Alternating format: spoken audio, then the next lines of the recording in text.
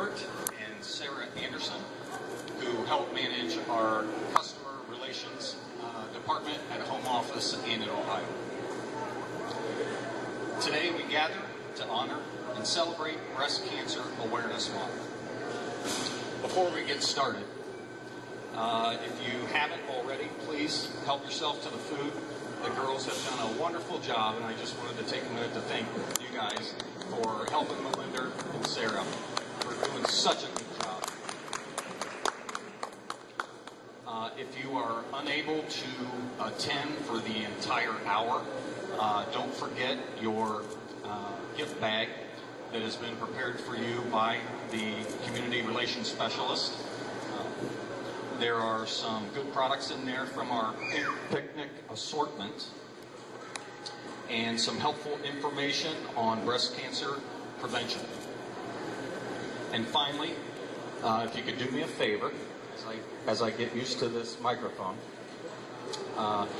try to turn your cell phones down, as I will do myself, or turn them to the off position.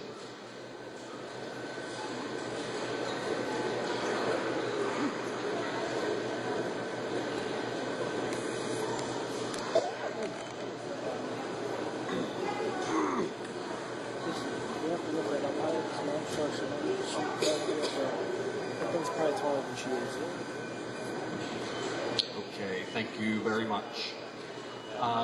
Before we have our two wonderful speakers come up to the podium, I would like to take a minute to tell you about BJ's and our commitment to the fight against cancer disease.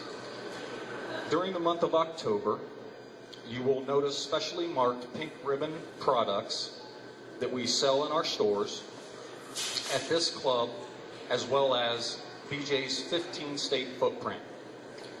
Every product marked with BJ's Power of Pink logo will generate donations to be divided among National Cancer Institute designated hospitals along the East Coast, including Hillcrest Hospital, for breast cancer research and development.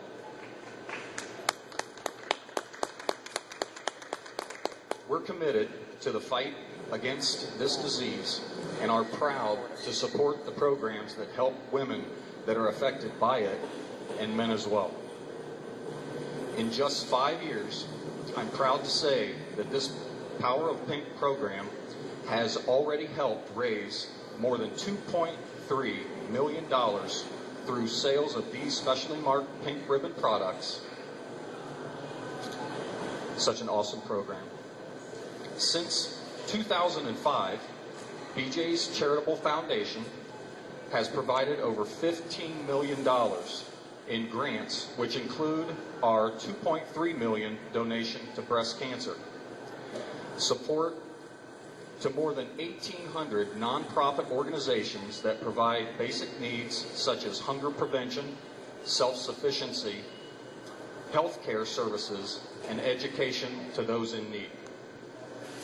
It is through our great partnership with Hillcrest Hospital we will all walk away knowing something more about breast cancer and how we can help those fighting that disease.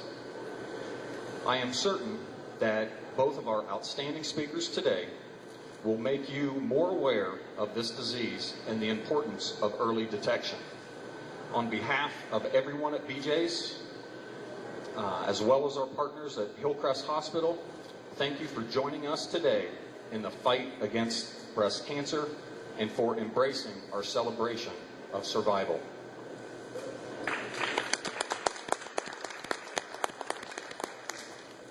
It is an honor for me today to introduce our first speaker. Beverly Hastings is a 7th grade science teacher in Garfield Heights. I had a couple minutes to speak to some of her friends in the audience before we started, one of them being Ron Kropowski. He has been best friends with Beverly since before high school. And just the couple minutes that I had to spend with him as he talked so passionately about Beverly, Beverly, you are one amazing person. So if you could help me in welcoming Beverly Hastings to the podium, I would appreciate it.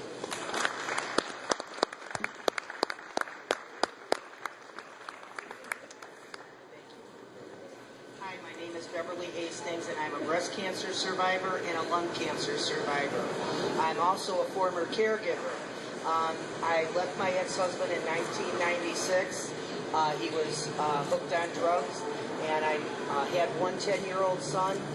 When I moved out and found out I was pregnant with my now 20-year-old son, I moved in with my sister. My sister told me I had to go back to college because there was no way I would be able to support my children. So I went back to college, enrolled in Cleveland State. I took then he was a newborn baby. I took him to school with me every day so I could get my degree in education. And what am I doing? And at the end of my 3 years of college, my sister was diagnosed with stage 4 breast cancer. She was working 3 jobs to put me through college and was watching my then 3-year-old son. My sister, the first year I was doing my student teaching, my sister, who we took care of at home, died. And it was very rough on both of my kids because she became like their other parent. And I went to teach at Garfield Heights the following year, and my sister was always, promise me that you will get tested every year, and I promised her. And 2 years later, I was diagnosed with stage 2. Fortunately for me and my family, this is not a genetic it's not a genetic breast cancer. So we just happen to be 2 women that got it, and it's 1 in 6 people today are going to get breast cancer. So the best thing I can tell anybody is please, please, please go get tested. Early detection is the key to survival. Fortunately, when I was diagnosed, the doctor that did the initial surgery on me was supposed to be needle aspiration biopsy. It ended up that the tumor collapsed in surgery, and he removed the tumor. However, I called for a week to try to get the cancer results, and he told me that I didn't have breast cancer. I also had an additional appointment with Cleveland Clinic at the suggestion of my gynecologist, and I kept that appointment. And the last follow-up appointment that I went with him, when I walked in, he had already told me, his office, that there wasn't any breast cancer. And he started to talk to me about having a double mastectomy that Friday. And I said, what are you talking about? Your office told me I didn't have breast cancer. Well, I really did have breast cancer. So I won't use the words that I said to this doctor. I'll be a lady today. But I walked out of his office and I went to the Cleveland Clinic the next day to Dr. Levy, who's no longer with us, phenomenal breast cancer doctor. And he is the doctor that hooked me up with Dr. Makar, who is probably one of the most compassionate, educated doctors I have ever worked with. I can walk into his office and say, Dr. Makar, I read about this study. He can give me every statistic there is. When I was diagnosed, he told me the statistics of my survival. It was either if I choose this type of treatment, these are my results of surviving. And I did take the most probably dramatic route to survive. I did 16 rounds of chemo, 36 rounds of radiation, and I'm here today to say that I'm a survivor. 2 years after that, I was diagnosed with lung cancer because he kept watching a spot on my lung. I owe him my life. In my life, he is right next to God. And my family, they became very close with Dr. Makar because whenever they needed reassurance besides me, he always gave my family the confidence of the choices that we were making in my treatment. It was a rough couple years. I taught every day. I stood in front of my class. My class said to me, Mrs. Hastings, did you lose your hair yet? And I says, I sure did. And I took off they said, well, could we see? I took off my wig, I stood there bald as a cue ball, and the kids were just staring at me. And I said, I teach 12-year-old 7th graders, so it's a very rough age. And the kids, this one girl in the back of the class stood up, and she started to clap, and she said, Mrs. Hastings, you're the most beautiful woman I ever met on the inside and the outside. And I I have to say that during the whole year, those kids backed me up 100%. My school district supported me. The teachers raised money because I had to have a special made wig.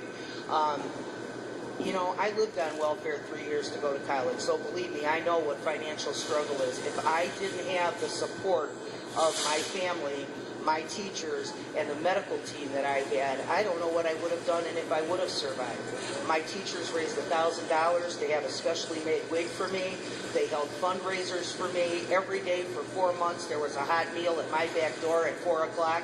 They didn't even ring the doorbell. They bought a special box that they would put and it would keep the food hot. When the kids would come home, they would go out. My kids thought it was great that I was sick because they were getting a home-cooked meal every day. Which they don't get it now. But I feel very fortunate to stand up here today. I had breast cancer surgery. I had lungs cancer surgery. They removed part of my lung.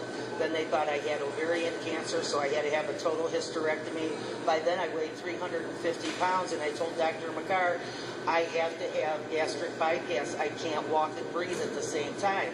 I would walk into the school building, and I had to drag my school bag to my room because I couldn't breathe. And he said, well, I think you're healthy enough, so I had gastric bypass. And I've since had 2 kidney surgeries, but I'm here to say that I'm thankful, and I praise God every day. A lot of people get up in the morning and they go, oh, man, it's raining outside. I get up every day and say, thank God I'm here to see the rain. My sister said something to me before she died, and she said, I used to dread my birthdays. And she said, now I thank God when I make it to the next birthday. And my whole outlook on life, because of cancer, has changed. And I think this program is fabulous to support the survivors and the people that are going through treatment, because it's bad enough when you get the big C diagnosis that you don't have to worry about how you're going to pay your electric bill, how you're going to get to the doctor's office. You need that support. You need to concentrate on your health, not how you're going to survive through it. I mean, I had a 7th grader. It was extremely difficult to go through this. Fortunately, I had a wonderful boyfriend who also took care of me and took care of my children. He took me to every chemo treatment. He was fabulous. He's a podiatrist, and he always asked the medical questions that I never asked. I can't thank Dr. Makar enough, ever, for everything that you've done for me and for saving my life. It means a lot. Thank you.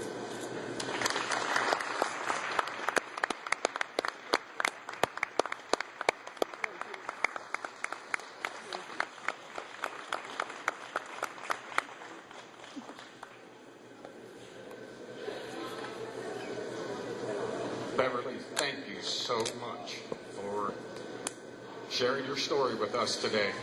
And I can definitely say, on behalf of BJ's Wholesale Club and myself personally, you are the reason we're here today. All right, now, I would like to introduce Dr. Bini Makar. He is the co-director of Cleveland Clinic Cancer Center at Hillcrest Hospital. He is also the medical director of oncology at Hillcrest, where he has practiced for over 11 years.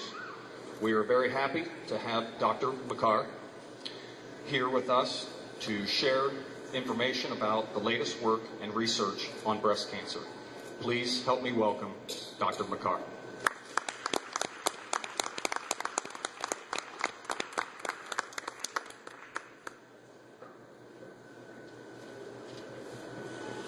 Thank you. Bev, I don't know what to say after what you just said. It's awfully kind of you. You're very kind to me. But today is about you, and it's about the other survivors that are here with you. So everybody, thank you very much for having me here today on behalf of the Cleveland Clinic Cancer Center at Hillcrest Hospital. It's a tremendous honor to be among the generous men and women of BJ's Charitable Foundation and the Wholesale Club, as well as Beverly Hastings and the rest of survivors, not just breast cancer, cancer survivors that are here with us today. As both the medical director of oncology and the co-director of the Hillcrest Cancer Center, I have witnessed some pretty amazing advances in the treatment for breast cancer. Along the way, I've celebrated the successes and triumphs of my patients and struggled with some of the setbacks that they've endured along the way. It's these people who have the fortitude to fight cancer, endure its treatment, and in spite of all that, still make every moment count, just like you heard from Bev, that serves as the inspiration for doctors and investigators around the globe to strive forward and march towards the cure for cancer. Our mission at Hillcrest Hospital's Cancer Center is to continually improve the lives of our patients and, in doing so, to serve our community. We strive to stay ahead, to stay on the forefront of cancer treatment, offering our patients the latest technology, both in the diagnosis as well as the treatment of their cancer, including the very best current chemotherapies and clinical trials. Specifically for breast cancer, we are pleased to announce expanded surgical services that are available in 2012, including a dedicated breast surgeon, specifically a breast cancer surgeon, Dr. Jill Dietz, and cutting edge, some of the new technology in breast cancer reconstruction with Dr. Yoken. Both of these physicians joined Hillcrest Hospital within the year. Both of them are seeing patients in the Cancer Center now and are operating at Hillcrest Hospitals, in Hillcrest Hospital's operating rooms. Alongside of the surgical advancement at Hillcrest, we're making strides towards development of a developing a center specializing in the care for patients with breast cancer. In this way, we want to be a place where a woman can go and have all of her needs for care met in a coordinated way, all under the same roof. As a part of this initiative, we're expanding our supportive services, including greater social work support, assistance with patients for their transportation needs, as well as financial assistance to obtain medications that they need for treatment. Enhanced partnerships with community organizations like the Gathering Place and the American Cancer Society. The presence of a genetic counselor on site who can, just as Bev had done in her situation, who can assess a woman's risk of getting breast cancer and the family risk of getting breast cancer based on the family history. And the partnership with our patients, and thus enhance the care that they receive, engender trust, and nurture hope. None of these advancements could be possible without the dedication of the care team and leadership at Hillcrest Hospital, the generosity of the donors to this initiative, to this program, and most importantly, the patients who partner with us. On behalf of Hillcrest Hospital Cancer Center, I would like to thank BJ's Charitable Foundation for their generous donation, and specifically, I wanted to thank Melinda Gilbert, Tom Newton, and Sarah Anderson for helping us put together this wonderful event here today.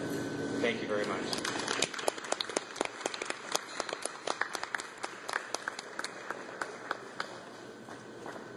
Thank you very much, Dr. Makar. Appreciate you sharing this important information about cancer research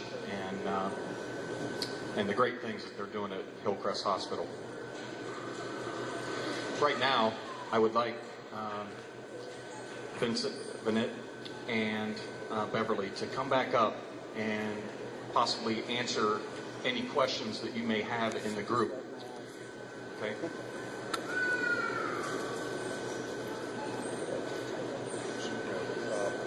I appreciate it for me. Do you have any? Yes. I'm a Cleveland Clinic patient, but not a breast cancer patient. My question is, I hear that the Cleveland Clinic is working on a vaccine for breast cancer. Right. The Cleveland Clinic is working on a vaccine for breast cancer. So far, it's passed sort of the basic science phase, but not ready for prime time yet. The idea of the vaccine is to help or to stimulate someone's immune system to form an antibody against a protein that is found in breast cancer cells.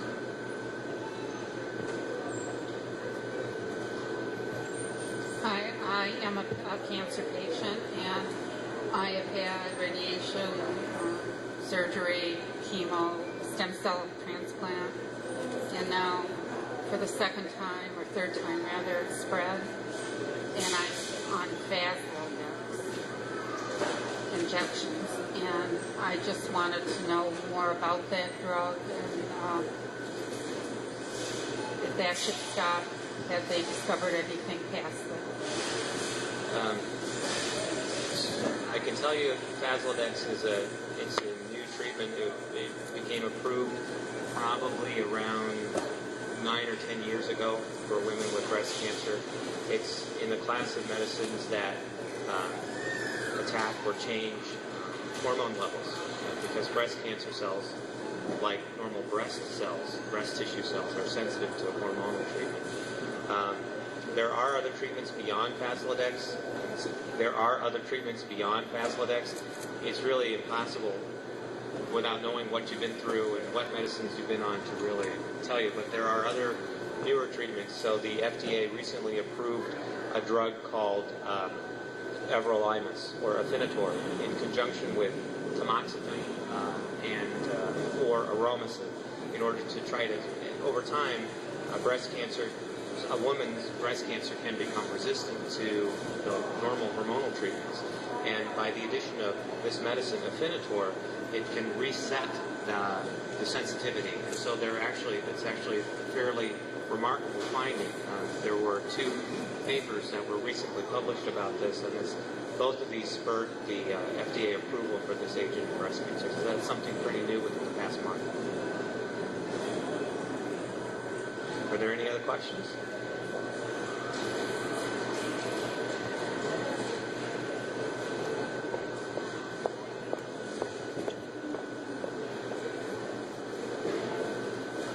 This is more of a early detection question that perhaps you know the answer to or have to think on. What is your opinion of tomosynthesis? Tomosynthesis? I'm Not familiar? no. It's like a 3D Oh, mammogram? yes. I think that I think that this is something that still has yet to be proven. And obviously the 3D mammograms, some of the drawbacks of the standard mammogram is that it's 2-dimensional as opposed to 3-dimensional. And whenever you have a 3D representation of what something looks like, you have a better understanding perhaps, or a better idea of whether it may be malignant or not. Whether it proves to be superior to mammography, to standard mammography, is yet to be proven. So we've looked at a number of things, MRIs, for example.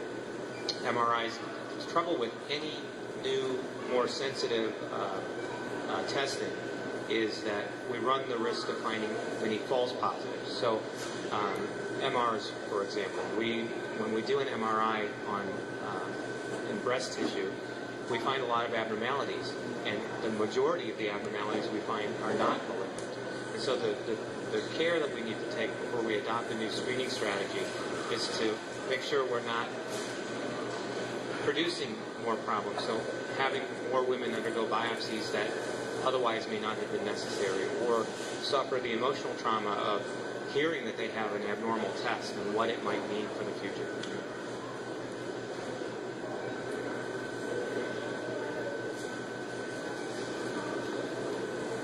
Any other questions? Beverly, you want to add anything? The only thing that I want to say about Dr. Makar is knowing that my sister died not long before I was diagnosed. No matter when I had a test, the minute Dr. Makar would get the results, he would always call me and put my fears. And I think it's really important that you find someone that knows the studies like he knows. I'm probably better advertising for him than the Yellow Pages, because every friend that's diagnosed, I send to his office, because I know the kind of care they'll get. I can bring his name up to any of my fleet of doctors, and they'll always say, "Oh, Dr. Makar, he's really smart." So he didn't pay me to say this, but I'm telling you, he's a phenomenal doctor. At least I haven't paid her yet. He is a phenomenal doctor. He's super smart. I wish I had a fourth of his brain. And I really appreciate everything he's done. Thank you. It's more than my pleasure.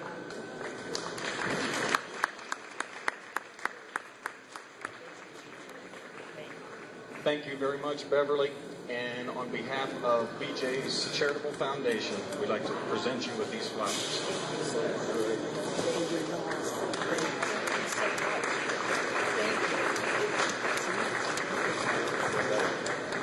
Okay. Switch microphones on me. Also, before we wrap things up, I would like to introduce to the group Renee Kolinek. She is the Vice President of Oncology at Hillcrest Hospital. Renee?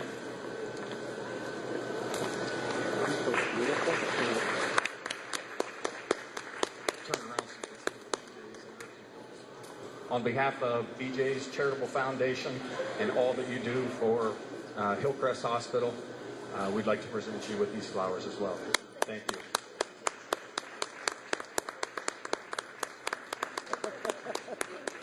Thank you very much. What a big car. Okay, thank you again, Beverly and Dr. Makar. I hope you have found today's presentation and dialogue informative, because I know I sure did. We invite you to stay as long as you want, mingle. There's plenty of food. We want you to feel at home at BJ's. Please look for the Power of Pink products that we sell in our stores to help raise money for breast cancer research and treatment. And again, I want to thank our wonderful speakers today for sharing such great information and such a wonderful story. Please do not forget your gift bags that should be underneath your seats. We have some extra ones if you would want to bring an extra one home to somebody that may need that information. I would appreciate it. Thank you, and enjoy the rest of your day.